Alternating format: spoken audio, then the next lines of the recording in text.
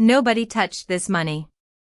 Nobody stole it, nobody spent it, nobody lost it. And by the time it was opened, most of it was gone. In 1995, Nora's grandfather put some cash in an envelope and sealed it. It wasn't a fortune. But it was a year of rent. A small car. A very good holiday, twice over. He didn't invest it. He didn't want risk.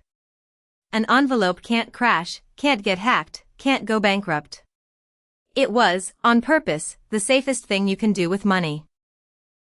30 years later, Nora opens it. Everything is exactly as he left it. Same notes. Same number printed on them. Not one is missing. It's not a year of rent anymore. It's about 2 months. Same notes. Same number. A third of the life it used to buy. Now, the normal way to say this is, prices went up. Same shopping cart, bigger number at the till. But there's a second way to say the exact same sentence. Nothing got expensive. The money got smaller. Here's the thing about money.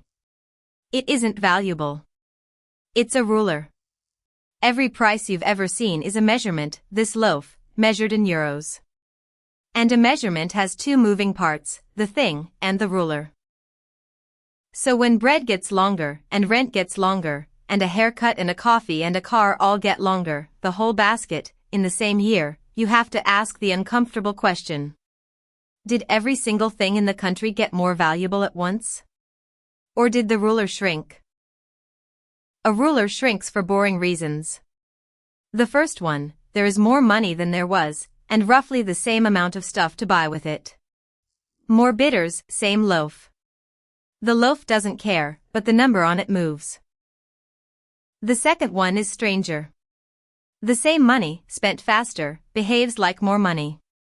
A note that changes hands 10 times in a year does 10 times the bidding of one that sits in an envelope. Speed is quantity, in disguise. And the third reason is the one that shouldn't work at all. If enough people simply expect the ruler to shrink, they price it in. The shop raises the tag before the cost arrives. The worker asks for the raise before the bill does. The expectation builds the thing it expected. Which raises an obvious question.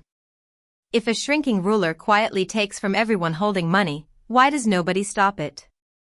Because nobody is trying to. 2% a year is not a failure. It's the stated target. Slow enough that you don't feel it. 30 years of it, and Nora's envelope is 2 months of rent. Here's the honest caveat. Sometimes it really is the thing, not the ruler. A drought, a war, a blocked port, the wheat is genuinely scarcer, and bread would cost more in any currency on earth. Real prices move for real reasons, and calling all of it the money is too easy. Back to the envelope. Her grandfather thought he was holding money. What he was actually holding was a promise, a claim on other people's work, with a number printed on it. And a promise you never collect doesn't sit still. It sits inside the ruler. Because every promise you hold, somebody else made.